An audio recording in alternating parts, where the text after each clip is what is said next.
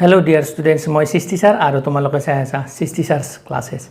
আজি মই ক্লাস 9 ৰ ৰিভিজন 1 পুনৰ আলোচনা চেপ্টাৰটোৰ যিখিনি অংক বাকি আছে সেইখিনি আৰম্ভ কৰিম। এতিয়া আমি বাকি থকা অংকটো হৈছে আমাৰ 10 নম্বৰ কোৱেশ্চনটোৰ পৰা 10 নম্বৰত আছে কি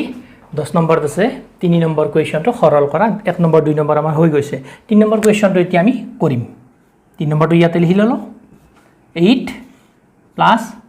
√3 এইটো আছে আৰু 2 প্লাস √3 এইটো আছে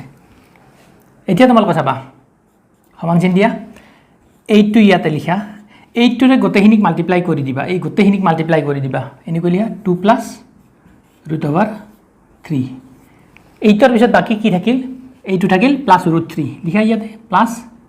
√3 প্লাস √3 ৰে গোটেইখিনিক কি কৰিবা মাল্টিপ্লাই কৰি দিবা এতিয়া ইয়াতে লিখা 2 plus √3 এইখিনি তোমালোকে নিশ্চয় বুজি পাইছা এতিয়া তোমালোকে চাবা 8 পূৰণ 2 ব্ৰেকেটডাল উঠাই দিব লাগিব ব্ৰেকেটডাল উঠাই দিলে কি হ'ব 8 পূৰণ 2 হ'ব আকৌ প্লাস চিনডাল আহিলে ইয়াতে তাৰ পিছত 8 পূৰণ √3 এইখিনি তোমালোকে নিশ্চয় বুজি পাইছা তাৰ পিছত আকৌ চাবা 2 ৰে কাক মাল্টিপ্লাই কৰিবা √3 প্লাস চিন আছে প্লাস দিছো ইয়াতে লিখা 2√3 বা √3 দিয়া আগত লিখিব পাৰি 2 2 পিছত লিখিব পাৰি তাৰ পিছত তোমালোকে চাবা এই √3 ৰে √3 পূৰণ কৰিবা এই চিন কেটা চাই লবা তোমালোকে প্লাস আছে সেইখানে প্লাসে প্লাস হয় ইয়াতে দিয়া √3 পূৰণ √3 এইখিনি তোমালোকে নিশ্চয় বুজি পাইছা ইয়াতে চোৱা এতিয়া তোমালোকে 8 দুগুণ কিমান 16 যোগ 8 √3 এইখিনি এনেকৈ লিখিলো তাৰ পিছত 2√3 এনেকৈ লিখিলো পিছত মই তোমালোকক কৈছিলো যে ইয়াতে চাবাচোন √3 দুটা পূৰণ কৰিলে সদায় এটা 3 হয় এটো কৈছিলো বা √2 দুটা পূৰণ কৰিলে এটা 2 হয় এনেকৈ √2 দুটা পূৰণ কৰিলে কি হ'ব এটা 2 হ'ব √5 দুটা পূৰণ কৰিলে কি হ'ব এটা 5 হ'ব এইটোৱে তেনেকুৱা এতিয়া ইয়াতে কি লিখিম আমি 3 লিখিলো এনি বুজাৰ কাৰণে লিখিলো এতিয়া তোমালোকে কি কৰিবা এই দুটা যোগ কৰি দিয়া কি বালা 16 এটি নি কিমান 19 ইয়াতে আছে √3 8টা আছে ইয়াতে √3 আছে দুটা আছে 8টা আৰু দুটা 10টা √3 এটো আমাৰ হৈ গল কালচিন কেডাল মই মুছি দিছো তোমালোকে কালচিন নিদিয়া কৈ পৰীক্ষা কৰিব লাগিব এইটো এখিনি বুজি পাইছা এতিয়া তোমালোকে এইটো লিখি লোৱা মই নেক্সট কোৱেশ্চন তো কৰিম এতিয়া তোমালোকে এখিনি ভিডিওটো ৰহাই পেলাই চোৱা কিবা অসুবিধা পাইছা নিশ্চয় পোৱা নাই প্ৰথমতে এইটো লিখিলো √3 8 প্লাস √3 আছে 2 প্লাস √3 আছে ইয়াতে লিখিলো এইটো এই টাৰ্মটো যে সেকেন্ড টাৰ্মটো এই 8 ৰে একবাৰ কি কৰিব লাগিব পূৰণ কৰিব লাগিব আৰু √3 ৰে একবাৰ পূৰণ কৰিব লাগিব দিছো 8 ৰে একবাৰ পূৰণ কৰাৰ কাৰণে দিছো প্লাস চিনডাল থাকিব এইডাল প্লাস আছে যেটো √3 তো লিখা আকৌ এইটো এতিয়া ব্ৰেকেটটো উঠাই দিব লাগিব ব্ৰেকেট উঠাই দিলে কিমান 8 দুগুণ কিমান হল 16 হল 8 √3 হল এইটো পূৰণ কৰিলে এইটো হল এই দুটা পূৰণ কৰিলে আমি এইটো পালো 2 √3 পালো এইটো আৰু এইটো পূৰণ কৰিলে এহিনি হল এটা 8 দুগুণ কিমান হল 16 হল ইয়াতে 8 √3 আছে ইয়াতে 2 √3 আছে ইয়াতে 2 √3 দুটা পূৰণ কৰিলে 3 হয় এতিয়া কি হল এই দুটা যোগ কৰিলে 16 আৰু 9 যোগ কৰিলে কি হ'ব 19 হ'ব আৰু ইয়াতে আছে 8টা √3 আৰু ইয়াতে আছে 2টা √3 যোগ কৰিলে কি হ'ব 10টা √3 এতিয়া নেক্সট 2 নম্বৰ অংকটো চাও আমি এইটো 2 নম্বৰ নহয় এইটো আমাৰ 4 নম্বৰ অংক এইটো 3 নম্বৰ আছিল কিতাপখন খুলি লবা তোমালোকে টেক্সট বুক যিখন আছে ক্লাস 9 ৰ NCERT সেইখন খুলি লবা এতিয়া ইয়াতে কি আছে 4 নম্বৰ অংকটো চাবা 1/1 প্লাস √2 আছে এইটো এতিয়া আমাৰ p বাই কি আকাৰ আছে এনেকৈ থাকিলে তোমালোকে কি কৰিবা তলত যেটো আছে সেইটো সংখ্যাই লিখি দিবা চাবা এইটো এনেকৈ কৰা একদম ইজি কাও দিব না লাগে এইটো এনেকৈ লিখিছা ওপৰতো এইটো এনেকৈ পূৰণ চিহ্নডাল দিবা জিয়ে থাকে একদম চকুমুজি তলত কি আছে 1 প্লাস √2 আছে 1 প্লাস √2 আছে সেম টু সেম হেনেকৈ লিখিবা অকল চিনৰ পৰিৱৰ্তন কৰি দিবা ইয়াতে প্লাস থাকিলে তাতে মাইনাস দিবা যদি ইয়াতে মাইনাস থাকে তাতে প্লাস দিবা হয় যদি ইয়াতে সাপোজ a প্লাস b আছে as for example তেতে ইফালে কি দিবা তোমালোকে a minus b দিবা এনেকুৱা কয়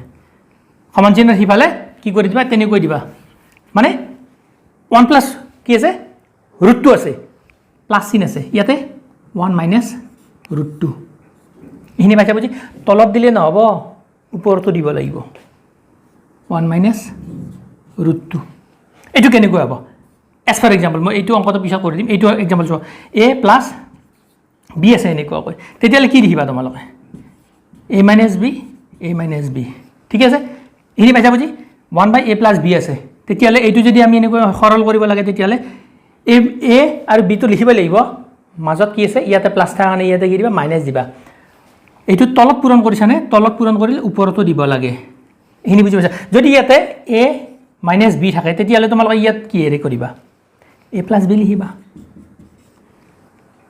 ওপৰত কি কৰিবা a প্লাছ b তেনেকুৱা এইখিনি হ'ল বুজি লোৱাৰ কাৰণে মই ক'লোঁ তোমাক এতিয়া কি চাবা তোমালোকে এনেকৈ চোৱা 1 প্লাছ ৰুট 2 এনেকৈ লিখা 1 মাইনাছ ৰুট 2 এনেকৈ লিখা ওপৰত কি হ'ব 1 মাইনাছ ৰুট 2 এইটো নিশ্চয় তোমালোকে বুজি পাইছা এইটো কেনেকৈ লিখিব পাৰি a plus b a minus b a plus b whole a minus b সূত্ৰটো কি সূত্ৰ নাজানিলে কিন্তু গণিতত বহুত টান পাই যাবা a square minus b square ইয়াতে কি হ'ব এৰ কাৰণে যদি 1 আছে বিৰ কাৰণে যদি ৰুট 2 আছে কি হ'ব 1 square minus root over 2 whole square এনে পাইছা বুজি এতিয়া 1 মাইনাছ ৰুট 2 ওপৰত যেটো আছে হেইটোৱে লিখা ওপৰটো একো কৰিব নোৱাৰা এতিয়া কি হ'ল 1 দুটা পূৰণ কৰিলে 1 হ'ল ৰুট 2 কেইটা আছে ৰুট 2 স্কয়াৰ মানে কি দুটা ৰুট নাছে জানো অলপ আগে কৈছো দুটা ৰুট পূৰণ কৰিলে এটা 2 হয় দুটা ৰুট পূৰণ কৰিলে এটা কি হয় 2 হয় ইয়াতে 2 লিখা ওপৰত কি 1 মাইনাছ ৰুট 2 এইটো সমান চিন দিয়া তলত জাগা নাই মানে তলত দেখা নাপাব লিখিলে ইয়াতে কি হ'ব 1 মাইনাছ 2 তাৰ মানে কি মাইনাছ 1 এইবিলাক তোমালোকে জানা 1 মাইনাছ ৰুট 2 এইখিনি জানা তলতো মাইনাছেৰে পূৰণ কৰা ওপৰতো মাইনাছেৰে পূৰণ কৰা তলত মাইনাছেৰে পূৰণ কৰিলে কি হ'ব মাইনাছে কি হ'ব প্লাছ 1 তলত প্লাছ 1 তো নিলিখিলেও কথা নাই বা তোমালোকে লিখা নাজানিব পাৰা প্লাছ 1 লিখা ওপৰত কি হ'ব মাইনাছ 1 হ'ল মানে এতিয়া মাইনাছে কি হ'ব প্লাছ ৰুট 2 তাৰ মানে কি হ'ব ৰুট 2 মাইনাছ 1 এনেদৰে লিখিব পাৰি বুজি পাইছা এতিয়া তোমালোকে এইটো মুছি দিলোঁ মই এইটো মুছি দিম 5 নম্বৰ অংকটো কৰিম এতিয়া সেইটো তোমালোকে লিখি লোৱা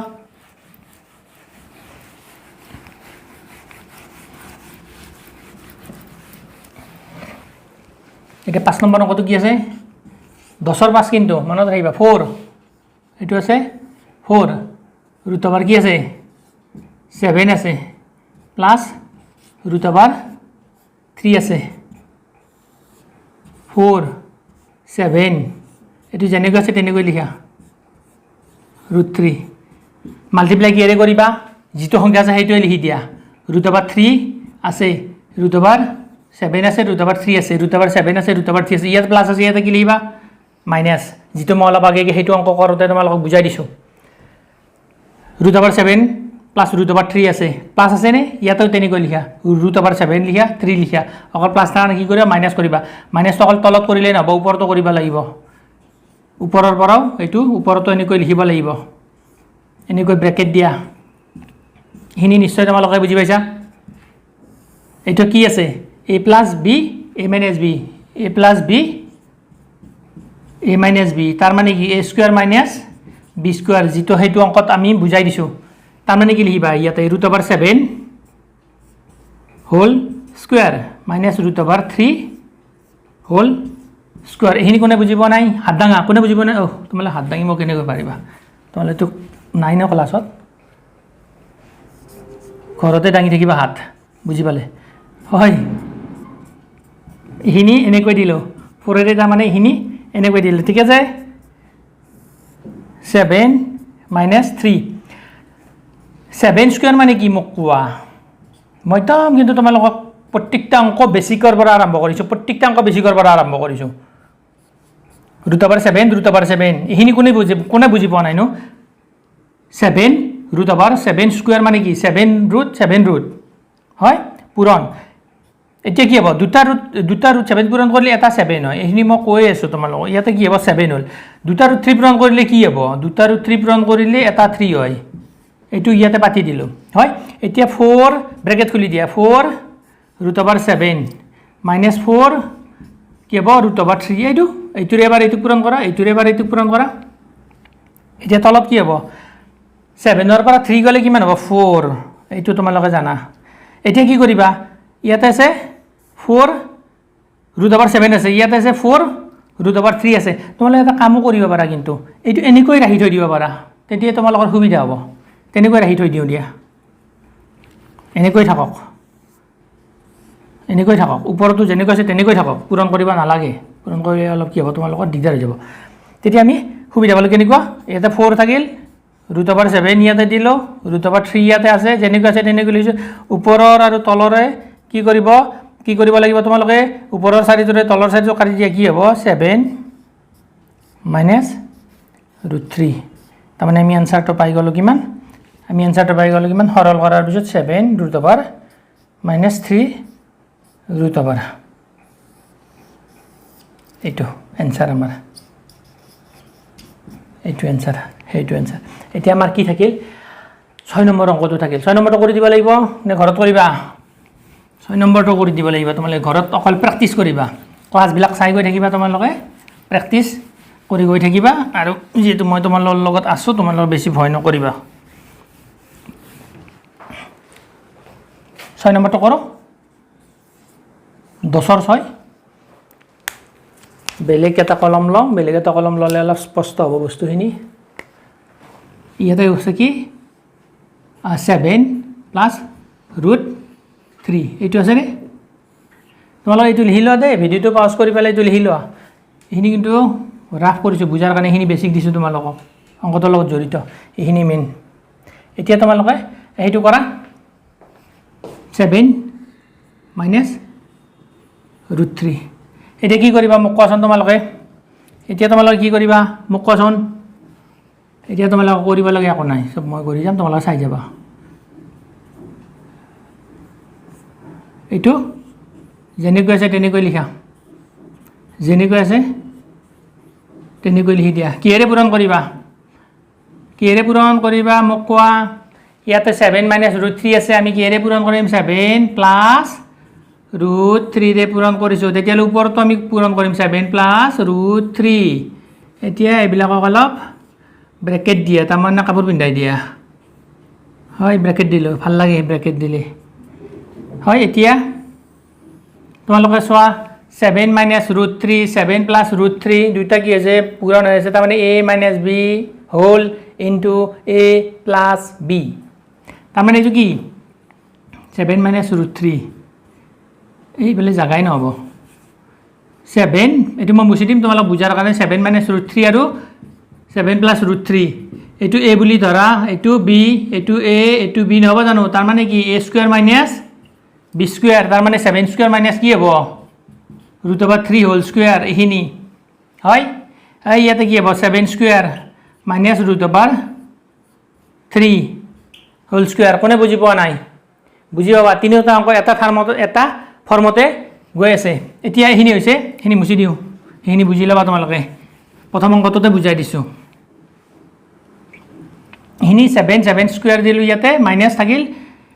ৰুট অভাৰ 3 স্কুৱেৰ কৰিলোঁ এতিয়া চাবা এইটো চোৱা 7 plus root over 3 whole into 7 plus root over 3 তাৰমানে a plus b into a plus b আকাৰত আছে তাৰমানে এইটো a plus b into a plus b ইয়াৰ সূত্ৰটো a square plus twice a b plus b square নহয় জানো এইটো এনেকৈ a plus b whole square তাৰমানে কি a square plus twice a plus b square পাইছা বুজি ঠিকে আছে ইয়াতে লিখা 7 plus root over 3 whole square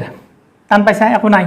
দুটা আছে 7 প্লাছ ৰুট অভাৰ 3 কেইটা আছে দুটা আছে সেইকাৰণে দুটা লিখিছোঁ এতিয়া তোমালোকে চাবা ইয়াতে কি হ'ব 7 কেইটা আছে 7 কেইটা আছে 7 দুটা আছে 7 খানুন কিমান 49 লিখা দুটা ৰুট 3 আছে ইয়াতে দুটা ৰুট 3 পূৰণ কৰিলে কি হ'ব এটা 3 হ'ব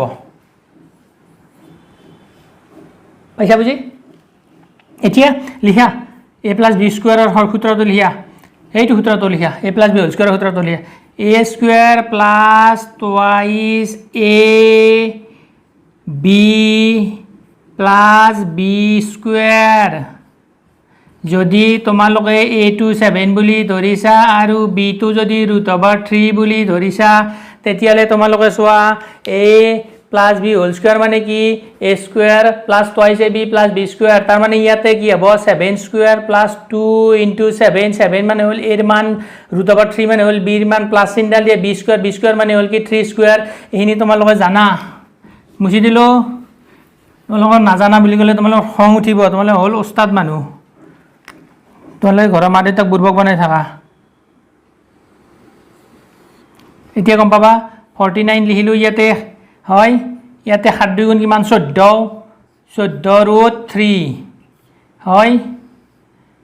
√3 দুটা পূৰণ কৰিলে এটা 3 হয় লিখিলো 3 এই যোগচিহ্নটা ভাল কৰি দিবা পূৰণ কৰি নিদিবা আকৌ এতিয়া কি হ'ব 49 ৰ পৰা 3 গলে কিমান হ'ব 46 এহিনি তোমালোকে জানা হয়